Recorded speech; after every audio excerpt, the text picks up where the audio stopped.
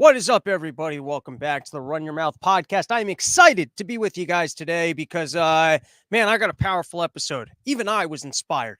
I was putting this thing together, and because the bullshit's starting to come out, for years I've been going, hey, they're lying to us about COVID. This can't be truthful. And I'm sitting there and I'm researching. I'm trying to find the documents. I'm trying to find the contradictions. But now you can just find them on the news going, yeah, we lied to you. We're sorry. We thought we had good ideas. Turns out we didn't have the best ideas, so we got a full presentation today breaking down the government lies. And before we do that, why don't we talk about a couple little pieces? Well, actually, no. Before I get into nonsense, quick word of wisdom. Monkeypox has been officially declared a public health emergency. They actually didn't even say that. They called it a public health emergency of concern because ever since Fauci's up in congressional hearings making up some category of concern, now they got to cover their all track records. Everyone's got to be calling things concerning. I'm concerned about the fact that they're using the word concerning all of a sudden, trying to cover Fauci when he was lying. He sat down in a meeting and he goes, all right, listen, I said that it wasn't gain of function. Clearly that makes no fucking sense. So we're going to say it wasn't gain of function of concern. And then he went to a meeting and he called up the people at the lab that he purchased the virus from. And he goes, listen, from now on, I need you guys start using the words of concern. Write that down. Put it on a board. Of concern. If you're doing something, it's of concern. That way I can cover my own ass as if that was a good usage of the word. But anyways, here's what I'm trying to tell everyone. Now that monkeypox has come out as being, a pandemic of concern, something we all got to worry about, just go out, have some anal gay sex. Yeah, just get it out early. It's like Corona, you don't want to be one of these people asked to stay home. Everyone's staying home. You're not working your jobs. You're not pursuing your career. You're not pursuing your interests. You're not living life. We did this with Corona. You don't want to suffer through this twice. So just get like Corona. You got it early. And then you realized, all right, I don't have to worry about this thing. So just go out and have gay anal sex now so you can get it out of the way. Don't spend another 2 years at your house being concerned with some virus. Just go hit up some gay orgy right now. Just get it done. And then with that, then after they announced it as being this big emergency, here's the quote. Let's read it. Although I'm declaring a public health emergency of international concern for the moment, this is an outbreak that is concentrated among men who have sex with men, especially those with multiple sex partners, Tedros said. This means that this is an outbreak that can be stopped with the right strategies. And what are these right strategies? Are you guys going to be banning anal sex? I got to be honest. I would enjoy if they banned anal sex just so that I would have the opportunity to show up and support anal sex. I could go to one of these rallies with the big old signs that say, my butthole, my choice. And then some guy would grab my ass. I'd be like, no, I'm just here to support. I'm not actually into that. I know that I publicly declared that I have AIDS, which is why you'd think that you'd want to stay away from my butthole. But, let's get back to the my body, my choice thing. By the more that we can push on liberals, the more that people will start to realize, oh, I don't really like government infringing on my life. So I look forward to see what measures will be taken against monkeypox, because apparently it's an emergency for all of us, even though it's only affecting one community at this juncture in time. Except I read about some kids today that came down with it in California. That's why they shouldn't be teaching about sex in those classrooms. We've been talking about it. You don't want to be going into a kindergarten class, some teacher with blue hair teaching about kids. That's how you end up with kids with monkeypox.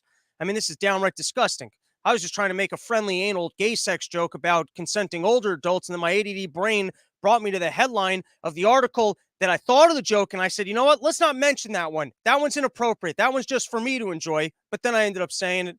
All right. Anyways, just either go out there, have your gay anal sex, get your monkeypox out of the way early, or maybe the WHO can give us more guidance about who specifically this is an emergency for and whether or not they're going to get out there and ban the activity. And then us pro-freedom people can finally show up and support the gays. All right, quick nonsense. One, saw widespread panic at the Beacon last night, and holy shit, dude, why, for all you people out there that might not be into jam bands, I'm going to say, just go see Widespread. Go see Widespread. Lettuce is also like a good one if you're not into it. Maybe, who are some other ones that if you're not otherwise? Pigeons playing ping pong, I feel like you get into if you're not that into jam bands. Because I'll be honest, I've seen Fish, and sometimes Fish will play some of my favorite songs, and sometimes they're cooking, and then sometimes I'm like, I don't know what they're doing here. And sometimes I don't know what they're doing for like a full 30 minutes. So the Grateful Dead, they're my all-time favorite. And while I'll be honest, I don't love the Den & Co. I've loved every variation of Phil Lesh and Friends with Campbell. Larry Campbell was my personal favorite. I like Bob Weir when he was doing the Rat Dog thing. Don't love him when he's just sitting there playing the violas, and it's a little bit more of a acoustic session. But every variation of the Grateful Dead I've loved. I'll see Grateful Dead cover bands. I'll see Matt Hamilton any time of the day. But I'm just saying, I understand a lot of you people out there, you're listening to jam bands. You don't know what the fuck is going on. You can't understand it. And that's why I'm telling you, Widespread Panic, they're like the heavy metal of jam bands. It's like there's a forward movement energy to them that, like, even if you're not into jam, like, they just kind of, they're moving forward a little bit faster. And if you didn't understand jam, I feel like you could get into it. I feel like you could sit there, watch Jimmy Herring, see what he's doing, and be like, in its own weird way, I think it's a little bit more rock and roll than some of the other jam bands. It was also cool because the last time I saw Widespread Panic was the week before, they discovered that that COVID was a thing.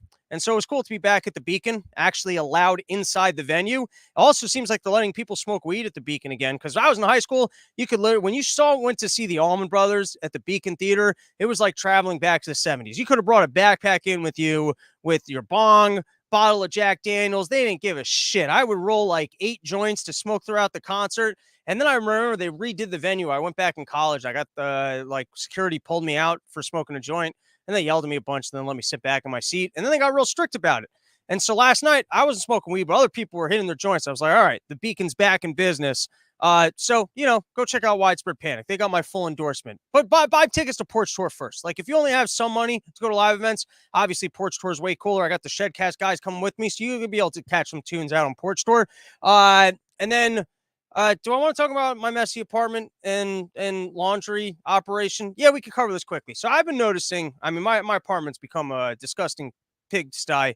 Now it's clean. It's clean because I took some Yo Kratom the other day, some White Mang Da, and I got the whole thing nice and fixed up. Yo Kratom, home of the $6 kilo. If you're into Kratom, you can go over there, get yourself a bag of White Man Da pills, and go clean up things that I don't know that you can say that. Anyways, moving forward.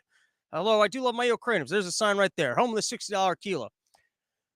I was noticing as I was going on the road, I have this thing in my head where I didn't want to return to a messy apartment. Like, I feel like my mess needed to be observed, because if it wasn't being actively observed, it might morph into something or I'd end up with rats. So I felt like as long as I was here to observe the mess and make sure that, like, there weren't any bugs or wild animals that were calling my mess their home, then it was okay. But I was getting concerned that if I was leaving for like 3 or 4 days, like, I can't be leaving sloppy mess in here. Like, that's crazy talk. Otherwise, it'd be on my mind the whole time that at some point I'm going to be coming back to my apartment. And can I just tell you, one time I went on the road for 3 days. I forgot to flush the toilet. It was like I peed in there a whole bunch. I didn't take a giant shit in there, but I opened up my door and I'm like, why the fuck does my apartment smell like fish in a dive bar? And then I was like, oh my God, this is disgusting. So I learned from that, you don't want to come back to it. Like, when you're on you've done like a whole bunch of days on the road, or I've already told the story when I just left my sink on for 4 straight days.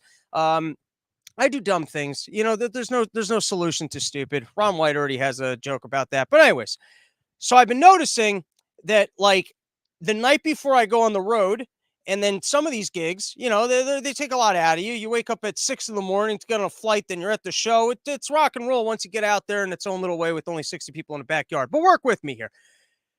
I was noticing that I'd be spending all night the night before I went on the road cleaning my apartment because I didn't want to come home to a mess. And then I realized, why not just live in a place that isn't a mess? Isn't that a better solution? Then you can enjoy the days that you're here and have it not be messy.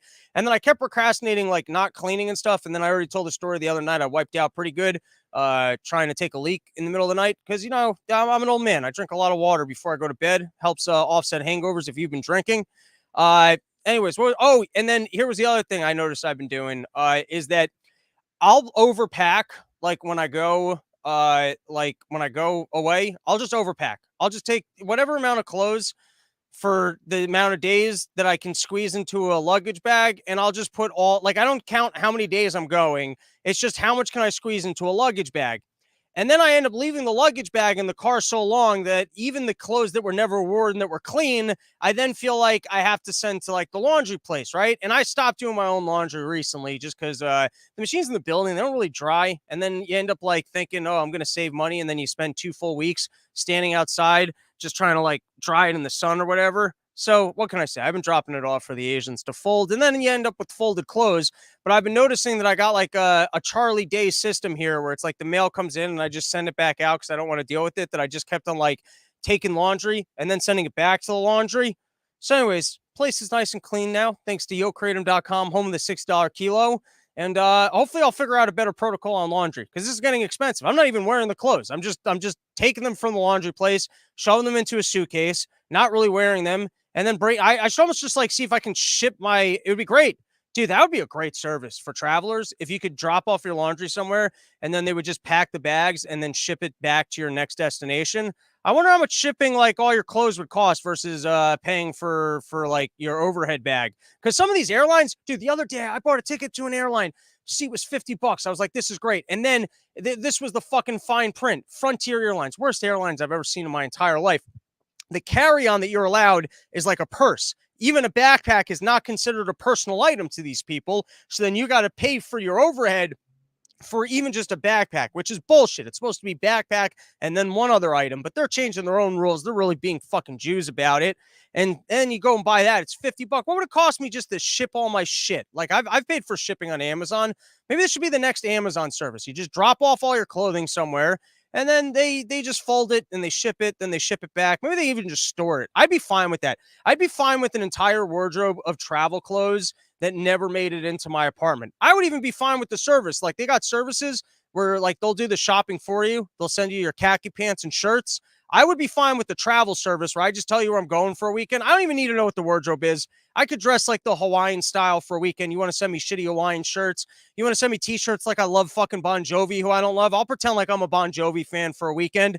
I'm going to try this service. If you're out there, you got a business degree, you've recently retired, you're like, I don't know what to do with my life. Why not try thelazytraveler.com? You and I can work on it together. And we just ship you a suitcase full. And then it's kind of fun because then you just get to show up and see what kind of supplies do these people send me. And then maybe you open it up and you're like, oh, cool, butt plug. I've never tried shoving things in my ass. And I do want to go out there and get monkeypox. So this is going to help me feel a little bit more comfortable when I have my first experience having anal sex, so I can get my monkeypox out of the way. So when everyone else is getting locked in their homes, except then you're going, listen, I already had my monkeypox. Don't tell me I got the natural immunity. I'm not even gay, and I went out there and I took a dick up my ass just so I could get monkeypox and not be told I have to stay in my home because of a pandemic that exists. Because last time you told everyone that they needed to stay in their home just because old people were dying and getting sick. I wasn't going to die and get sick, but you told me I needed to stay in my home. So now this time you got gay people getting sick. And you're going to tell everyone that they got to stay in their home, and I don't want to do that. So I just figured I go out there, I take a dick right up my rectum, I would get the monkeypox out of the way, so I'd be good to go. I could just enjoy my life. And now you're telling me that natural immunity doesn't even work. So, anyways. The service should be thelazytraveler.com, where you get a suitcase, they just ship it to you, and then you get to just wear, and then maybe you end up with the wrong one. They ship you the wrong one, and then you just wear dresses for a couple days. I think I could get into wearing dresses if I could pretend like a service sent me the wrong clothes, especially in summer. You get those one-piece jumpers that are nice and lightweight, or like a nice little floral summer dress.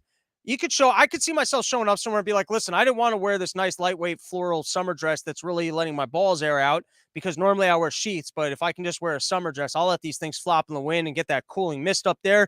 And you know, I think I could get into that, but I wouldn't opt to do that. But if I had no choice to do it, now we're on to something. All right, that's enough of all this nonsense because I got real stuff. Like I said, I got an inspiring episode ahead of us here. But before we do that, we can take a couple comments from the comment section.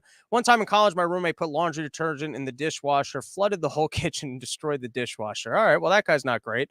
David Allen, is Rob on coke? No, sometimes I just get animated. Sometimes it's just the middle of the afternoon. I'm in a soundproof room, and I start yelling, and then I just keep yelling. And that's the thrills of the Run Your Mouth podcast. Maybe you're new to the experience. So we're witnessing the tail end of Weekend Cocaine Fest. No, I'm really not that into coke. Angus Young outfit. Yeah, I could get into dressing that way. Delvin Allen, is he going to sleep hard in a couple of hours?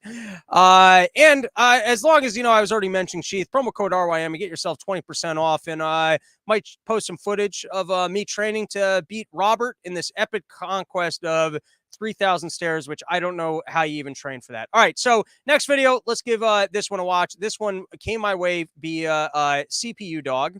And you guys can go down the archive because he was talking about one of the significant problems about having a COVID passport is not only will you be tying us to our technology, able to track us wherever we're going, and really be able to have an excuse for tracking all of our activities in the name of public safety, but you'll also be forcing us to engage with technology that you might not otherwise want to engage with. So, for example, I once wanted to go to the IRS website to get like my tax returns, and they forced me. I didn't have a credit card. The reason I didn't have a credit card is because I'm really dumb with money. I was so bad with money at that time. I used to take out the exact amount of cash I needed when I was going into New York City to do open mics. Said I couldn't afford to buy more than one drink, so that I wouldn't, because I was a really dumb 20-year-old. And if I had a credit card, I'd just be drinking all night on that credit card. So I purposely didn't want a credit card. But at one point, I needed to get some tax return document for my accountant or something, and I had to get a credit card in order to verify my own identity. They forced me to engage with a private company and get a product that I didn't want at that time.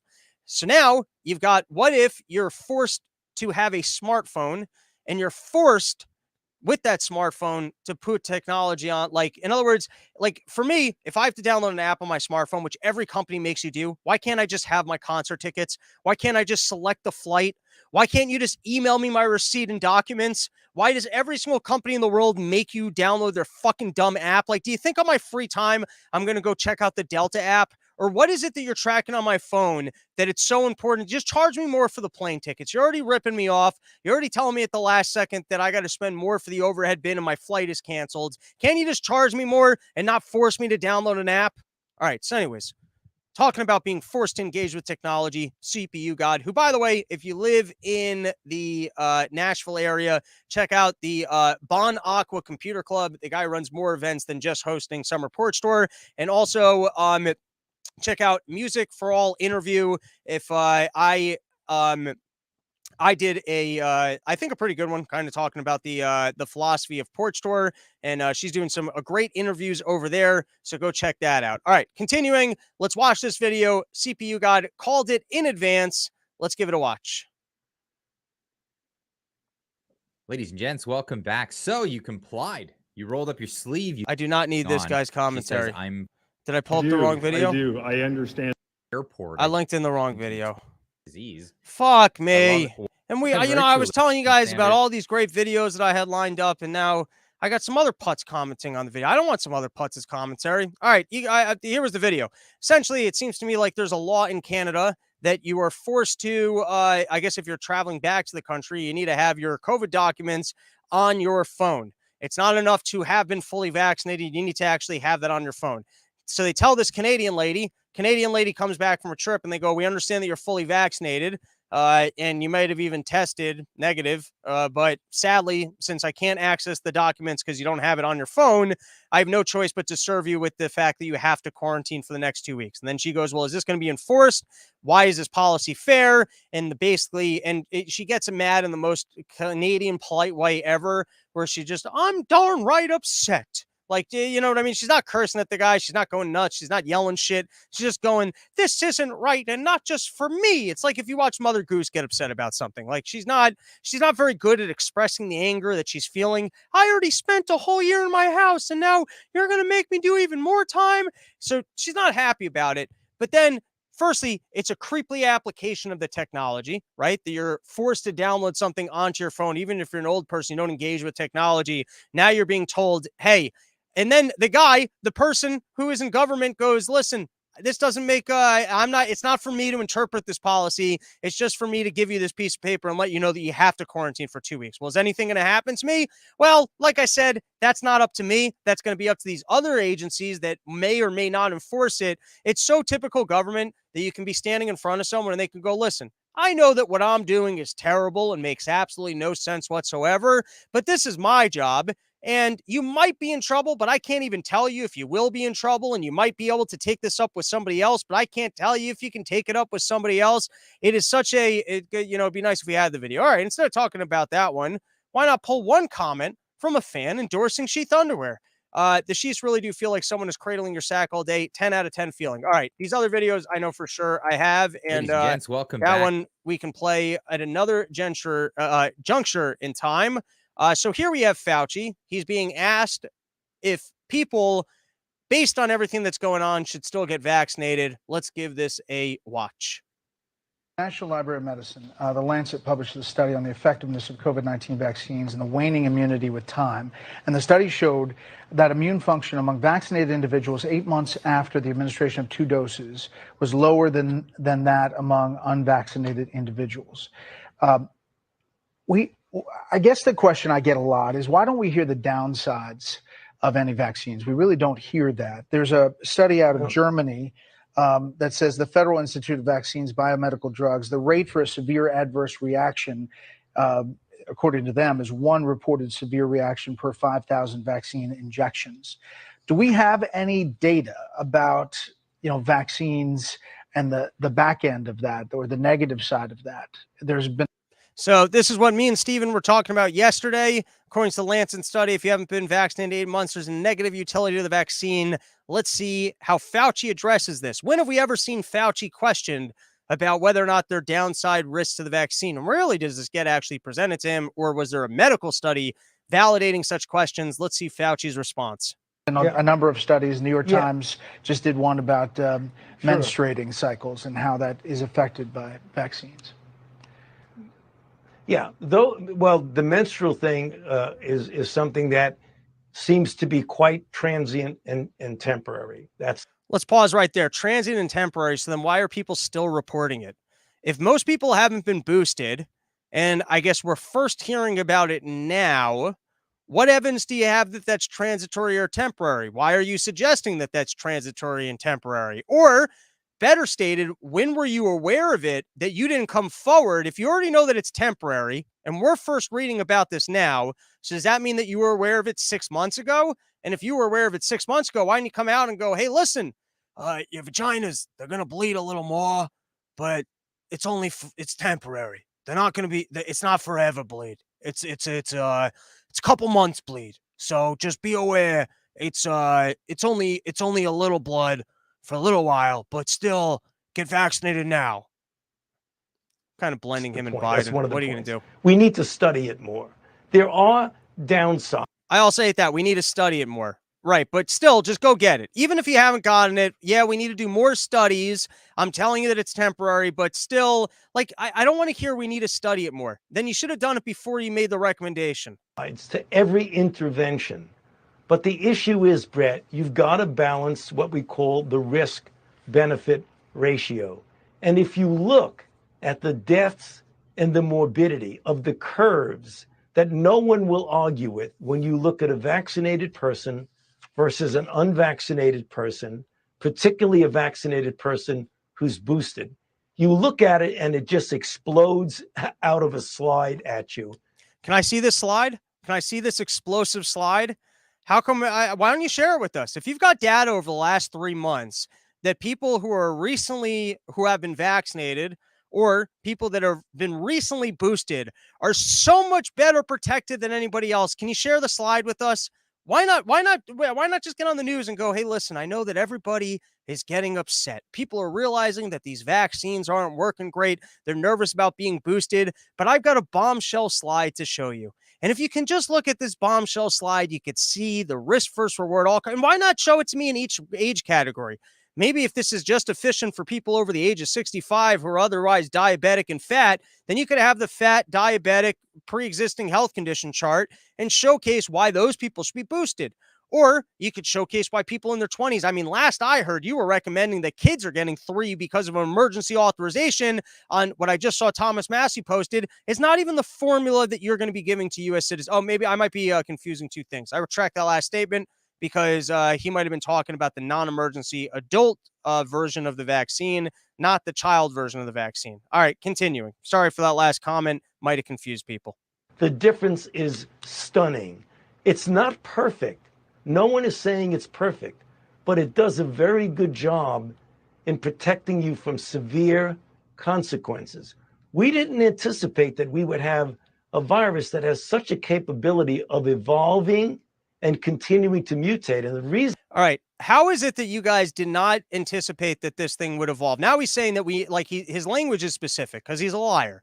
So what he's trying to say is we didn't know the rate of evolution. However, I had people emailing me on my podcast going, there was a doctorate not a current doctor, a guy in his doctorate study for molecular biology who said the current vaccine makes no sense because it only is going to work against the current version. I hadn't read that anywhere. I hadn't seen it anywhere. We had him on our show. How is it that a random person listening to the Run Your Mouth podcast who was getting a doctorate in molecular biology was able to forecast for the fact that this is not going to work long term because virus mutates? Now, he's being specific and he's trying to go, well, we didn't realize how quick, but you knew that the virus was going to mutate. And you knew that once it mutated, the original thing wasn't going to work. So don't pretend like, oh, we never saw 3 mutations and that the 3 mutations would make the vaccine. So I don't know. People seem to see what you put out and email me right away going, hey, this makes no zero sense. So I don't believe for 1 second. I mean, we need more proof that Fauci's lying. National Library of Medicine, the Lancet publishes. Let's listen to the end of that again. In many cases, some of those mutations lead to a variant. Here we go. David Allen's on top of it because viruses have never evolved before this one that he paid to have invented in a lab that he knows nothing about. Exactly. We'll read one more. They take all the recent data and combine it with the old data, confuse the fact. The fact that the box is even less of an effect than the low effect. I don't know what that means. All right, let's move on. Another video showcasing, by the way, if you haven't seen it, there's a great video making the rounds on Twitter of the music from Queen's Another One Bites the Dust with all the politicians going, hey, listen, if you get this, you're not going to be able to get the virus. You're not going to be able to transmit the virus, followed by all of them going, I just tested positive for COVID-19. And I thank everybody for putting these videos together and showcasing the fact that they bold-faced lied to us. But you might go, all right, when the politicians bold-faced lied to us, it's because they were getting bad information. Or maybe it was even that the information about the vaccines, the people that were producing the vaccines, maybe they misunderstood it. Maybe when they studied it in a lab, they actually did think that it would prevent you from getting infected. Or maybe even against the original variant, the original strain, they thought it would prevent infection. Rate of which, we know that they lied about the relative risk versus the absolute risk reduction, but maybe they thought that there was some utility there. And now we're starting to find out just how bold-faced they lied to us. Let's continue through my run of recent videos. Here, this is from a month ago. I don't know how I missed this, but this is Jim Jordan, who, other than Thomas Massey at the moment, is the absolute best when it comes to these congressional hearings. So let's watch a little bit of Jim Jordan grilling Deborah Birx, who is, I believe, the White House doctor who is working on corona stuff. Maybe, I don't know that she was more senior than Fauci because Fauci's at the NIH, but I think she was definitely high up in terms of putting together the COVID response and advising Trump. In January of 2021 and late December of 2020, that reinfection was occurring after natural infection. Once you see that, and I want to make it clear to you all and to anyone that is listening, this is not measles, mumps, and rubella.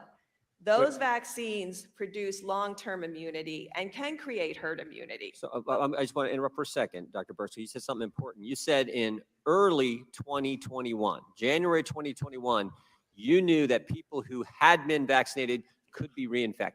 I knew that people who were naturally infected were getting reinfected, and that was quite evident from South Africa, and I've included it in my slides. But I think the reason I knew that is South Africa did a remarkably good job in measuring baseline antibody with their first surge. And so they knew 50, 60, 70% of some of their population had been infected. Well, here's what I'm concerned. And then were reinfected. Well, here's what I'm concerned about. Let me ask the question this way. When the government told the American people that people who had been vaccinated couldn't get it, were they guessing or were they lying? I don't know. In January of 2021 and let's just stop there. Shit, I think I might have just restarted this video. That's not fun. How do you not know? I mean, you were part of the committee that was making these advisements. How do you not know? I mean, shouldn't it be, well, certainly all the evidence was that it would prevent you from getting it as we had sold it at that time? How do you not, you not knowing is just as bad as saying we lied, because you certainly should know. If you went out and told the American people this is going to prevent infection, you absolutely should know what information you had at the time that was leading you to present the information in that way. Sadly, wait, let's see if I can make a, I don't think I can. All right, we're going to have to oh no, come on. To get your What do I spend so much time organizing these slides for? In January of 2021 and late. If I can fast forward. No, I can't. Ah, crap. All right, we got to re-listen to a minute, Jim. in I'm going to let this play January of through and then I'll comment at the 2021 end. and late December of 2020, that reinfection was occurring after natural infection. Once you see that, and I want to make it clear to you all and to anyone that is listening, this is not measles, mumps, and rubella. Those vaccines produce long-term immunity and can create herd immunity. So I just want to interrupt for a second, Dr. Burst. You said something. And remember when they sold us that this was like other vaccines? So you're telling me you knew right off the bat that this was not like other vaccines and would not have long-term immunity? So it sounds like the initial pitch on this should have at least been, hey, we need everyone to get this thing every 6 months. Important. You said in early 2021, January 2021, you knew that people who had been vaccinated could be reinfected. I knew that people who were naturally infected were getting reinfected, and that was quite evident from South Africa, and I've included it in my slides. But I think the reason I knew that Erndegov with the good point South of let Africa me did be a clear, which is a remarkably good classic. job in measuring baseline antibody with their first surge. And so they knew 50, 60, 70% of some of their population had been infected. Well, here's what I'm and concerned. then were reinfected. Well, here's what I'm concerned about with. Let me ask the question this way. When the government told the American people that people who had been vaccinated couldn't get it, were they guessing or were they lying? I don't know. All I know is there was evidence from the global pandemic that natural reinfection was occurring. And since the vaccine was based on natural immunity, you cannot make the conclusion So they that recognize the natural vaccine will immunity do too. better than natural infection, although it can often do slightly better. But I think that's, I mean, you're an expert. You were on the task force. You were part of this effort when you were in the previous administration. And you're saying in this administration that you can't rule out the fact that our government was lying to us when they told us the vaccinated could not get the virus. I don't know about their discussions that they had in the task force.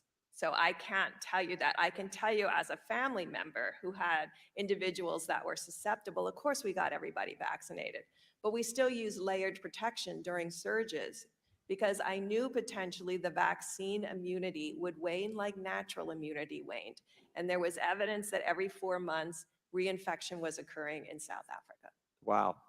When the government told us that the vaccinated couldn't transmit it, was that a lie or was that a guess? Or is it the same answer? I think it was hope that the vaccine would work in that way. And that's why. All right, we got to pause right there. I think it was hope. Whoa. What happened to listen to the scientists?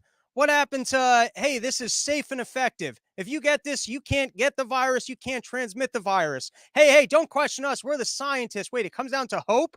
I mean, if this comes down to hope, I'll go wish upon the stars.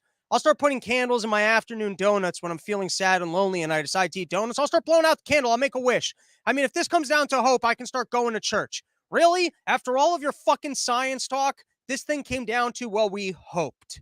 There you go. It's the fucking Tinkerbell politics I've been telling everybody about. That as long as we hold our hands, we hope and dream, and we just believe in government, the food might not just run out.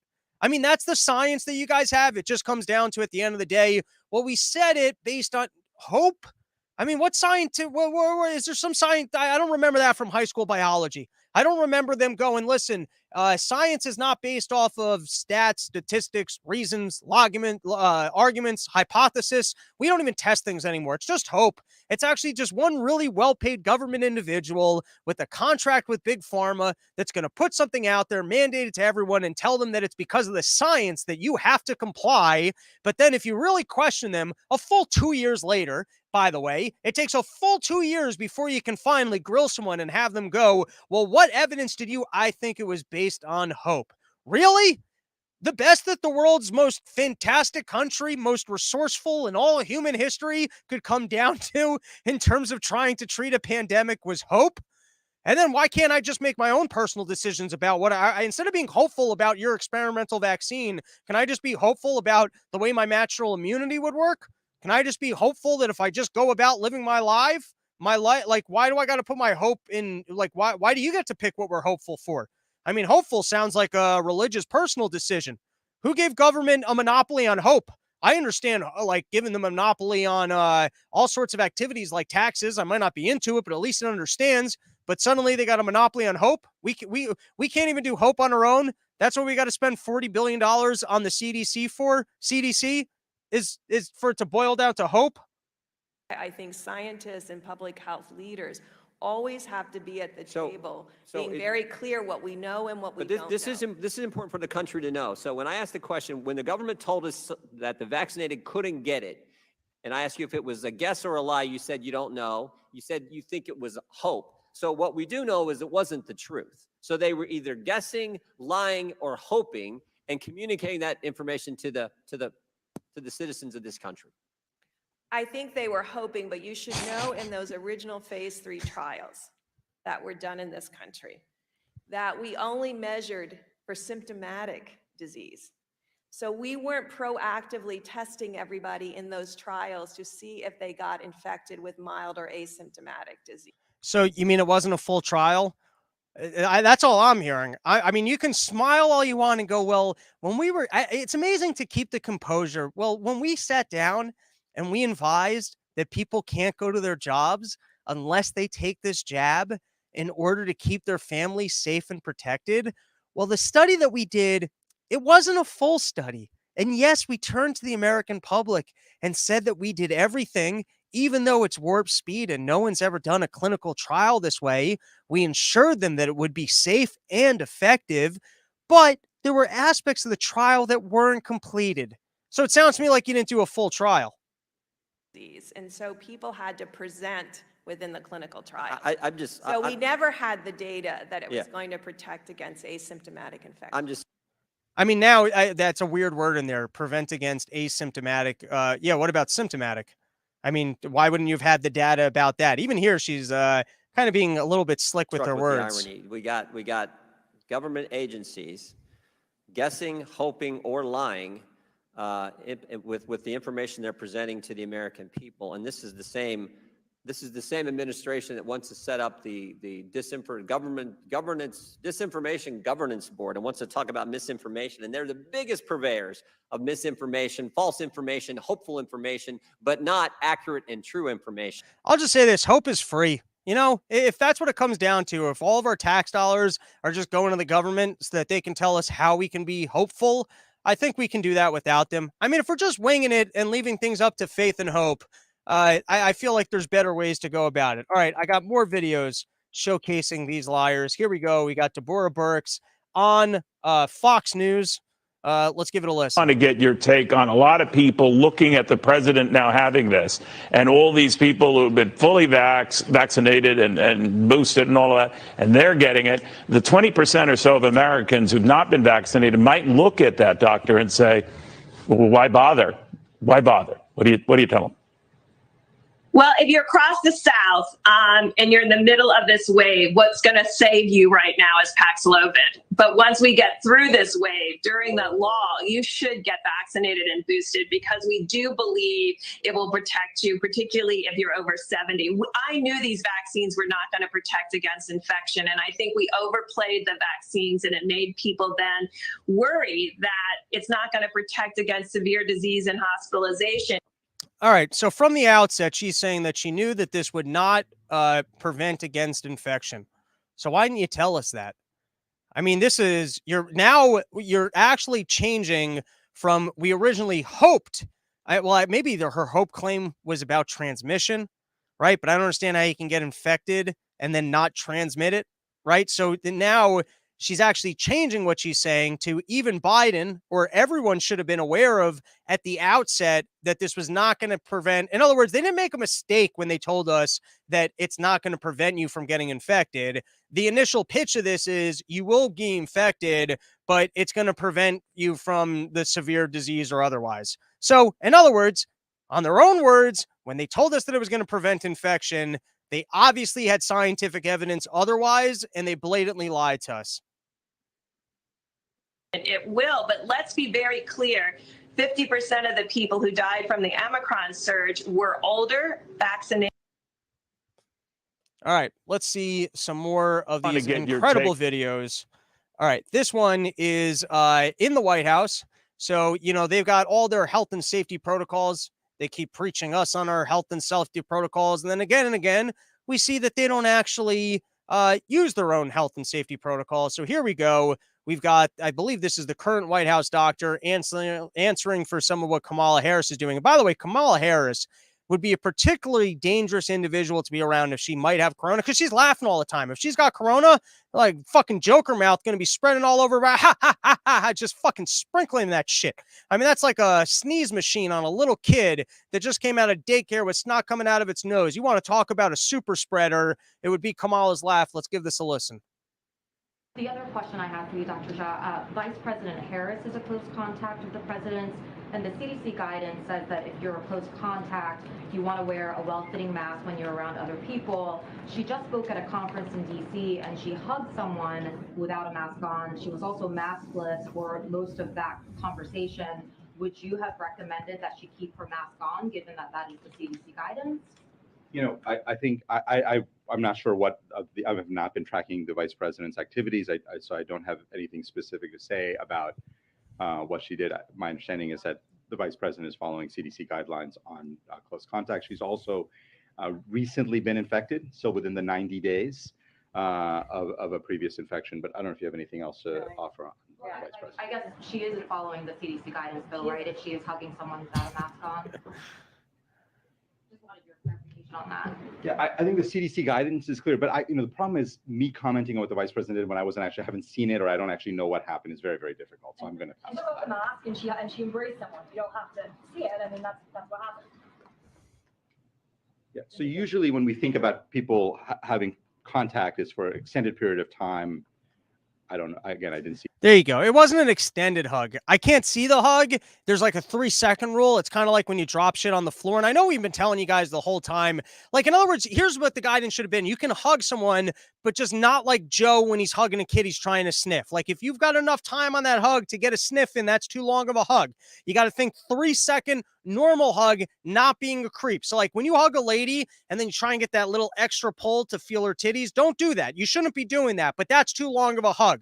But when you get that initial just tap on the back, distant hug, that's a safe hug. You're not going to be transmitting any virus to each other. So actually, it's not that Kamala violated our recommendation. It's just that we haven't been clear on our recommendation of that. Really, the only problem is extended hugs. And without having seen her hug, I can't evaluate the amount of time. It's a 3 Mississippi count, by the way. It's not like when you're playing backyard football, don't be saying the quick Mississippis and then rushing in too early. That's not the way it works. It's got to be a full Mississippi count. 1 Mississippi, 2 Mississippi, 3, that's when you would start sniffing or pressing in. That's when it's too long of a hug, and that's when you can actually start transmitting it, even if you're outdoors. And even though we know that I think it takes about 15 minutes, still more than 3 seconds on a hug, that would be a violation. And without having seen this hug, I can't actually say that that's what happened. Let's watch another video from this idiot doctor.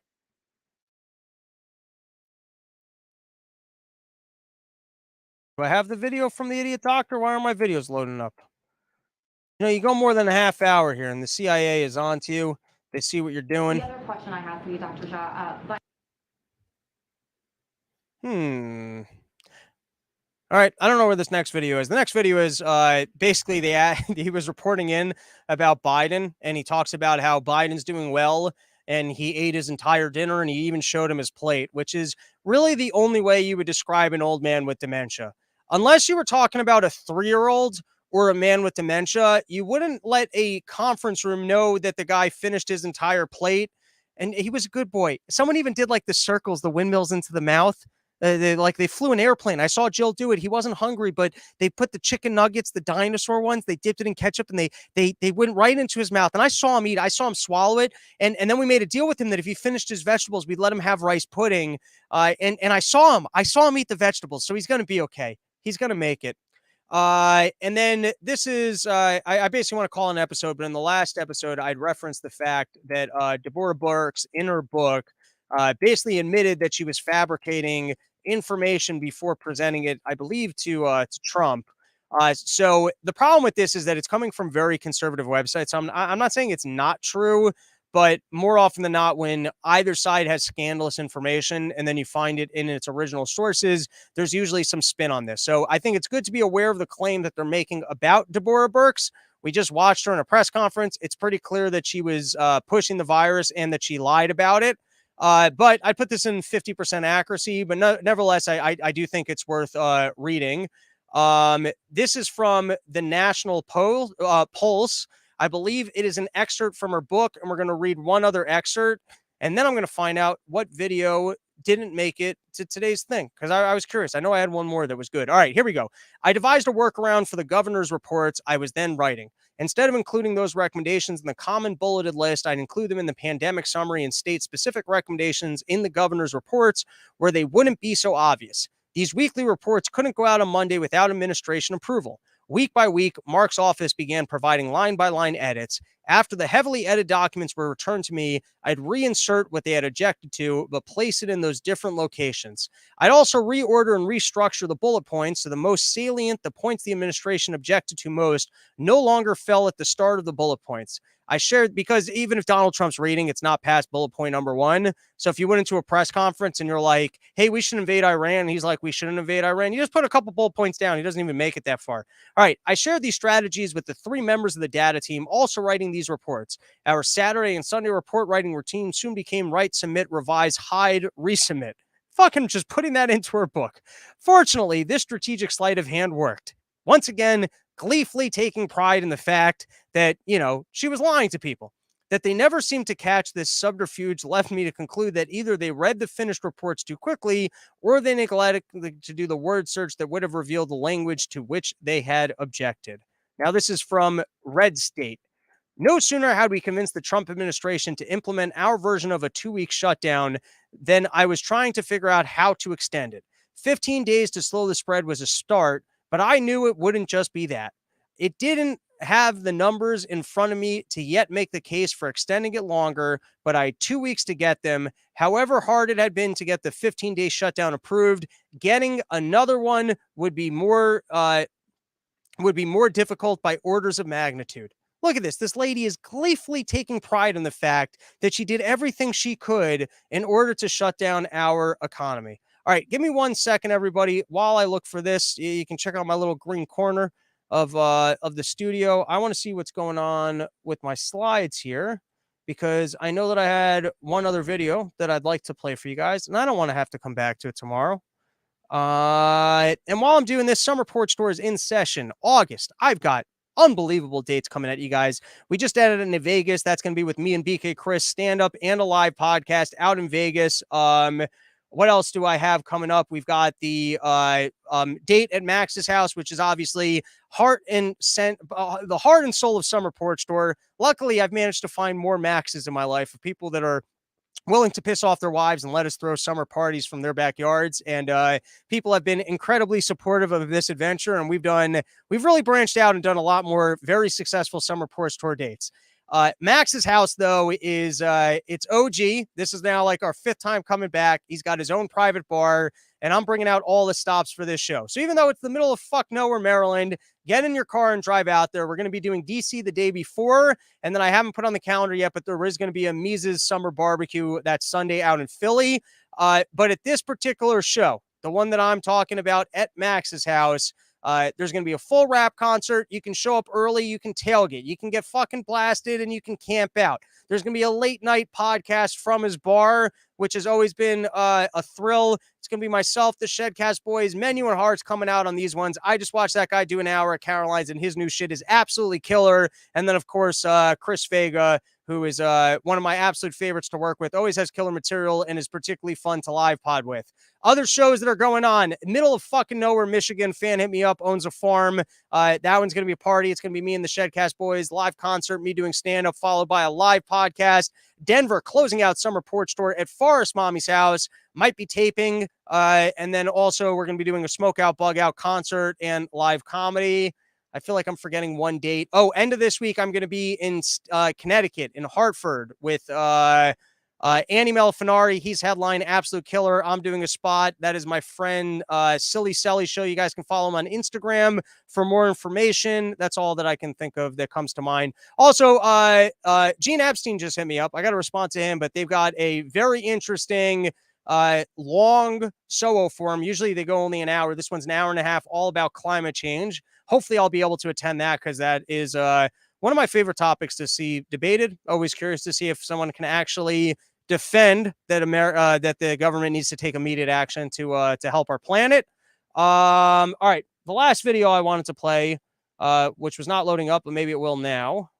Let's find out. Let's see if it'll load up. Here we go. Let's watch. Look at them heavy titties. Yes, sir. I think we have to go now. One more, he said. Yes, sir. Over the course of your career, has your husband ever made a stock purchase or sale based on information he's received? What are you saying? Over the course of your career, has your husband ever made a stock purchase or sale based on information he's received? No, absolutely not. Okay, thank you. By the way, Aaron asking if the thing with Andy's last name is an inside joke. No, I'm just retarded and somewhat dyslexic if I messed up his. Anyways, Pelosi, she's being asked, and you know what? I can't hear you. I'm sorry. It's the end of the conference. So I can't address that. Here's what's nice about the internet is that when the internet is actually free, open, and people like me can talk about what they want to talk about, and then people on Twitter can comment what they want to talk about. Politicians don't get away with this shit. They get away with it when they have control over all media, when you're not allowed to post, when there's pure and total socialism and control over shit that these stories don't get out. But we live in a time period that as much as they try and control the internet, they try and control people like me with shadow bans, with channels getting pulled. You start building an audience and all of a sudden they go, hey, you're questioning the official COVID narrative. Does YouTube send you a check later? Go, hey, we're sorry. Apparently everything you had said was accurate. You actually really could have helped people make a more informed decision. We apologize for not letting you post on your channel for 3 months after you started to grow an audience, making it virtually impossible for you to grow an audience on our platform. But they own the platform, and, you know, they're making money off the CIA, their deep state relationships, their pulling of information, their creative of AI. So I understand it. They don't want people like me questioning the COVID narrative because we're all supposed to, you know what? Why don't you send me the official reports from the CIA? Then I can at least understand the questions I'm not allowed to ask because you're not even allowed to ask the questions, right? But that's the beauty of the free and open internet. To whatever extent that we can have it, to whatever the extent that we can have free speech, is that for Nancy Pelosi, I mean, she's like 1,000 years old. We don't even know how old she is. She's been feasting on baby blood. You look underneath that, like she keeps her face withered, which actually, that's why she needs to go to underneath it. She comes home at night, you know, like women, usually they take off their makeup, they look terrible. She looks 45 years younger when she takes off her makeup. She actually has to put on her makeup so she can pretend and look older than she is because she's been able to keep abortion legal for so long that she's actually able to eat these the placentas. I don't know what they pull out of these women. I don't know what they're pulling out. They pull out full uteruses. You went in for an abortion. You're like, hey, what happened to my uterus? And they're like, sorry, we already shipped that to Nancy Pelosi. We can't get that thing back. We shipped her that baby carcass. That all goes right to the Nancy Pelosi department to keeping her youthful. She bathes in the baby blood. She's eating these placentas, and the next thing you know, she still looks like a 40-year-old woman because that's when she got started on this, and now she, you know, to pretend like she's a normal human being, she's got to get the makeup put on before she does the press conferences to make it look like she looks old, and that way she can pretend when she what was that? Why are we so, how is it that my husband's the most genius stock picker in all of human history? Well, luckily we've got the internet, and I think they might even change the laws soon. I mean, she's already made all of her money. So, you know, it's probably not going to affect her. She's already rich, but it's nice to see that you get a little sprinkle of freedom, right? A little bit of free information, and then some of the corruption gets exposed. I mean, how come the New York Times, Wall Street Journal, legacy media institutions have not been covering the stock picks of these senators for the last, 50 or 60 years? You'd think that there's no reason why people on Twitter should be the ones. My friend Gil Maimone, he was running a channel for a little bit, which I thought was hilarious. It was just following the trades of these people. I think someone on Twitter was doing something similar and it got shut down.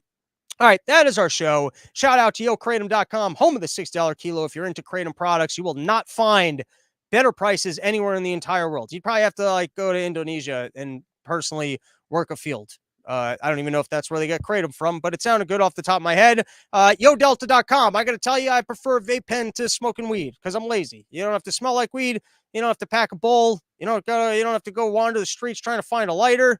And, it's more of like an even high. It doesn't you don't end up all crazy fucked up and shit. And then, of course, sheathunderwear.com, promo code RYM. You get yourself 20% off. That also works for Yo Delta. That's our episode coming out at some report store back. At some point this week, we're going to be doing another episode with Monica Perez. And then I hope to maybe get 2 more solo shows out this week.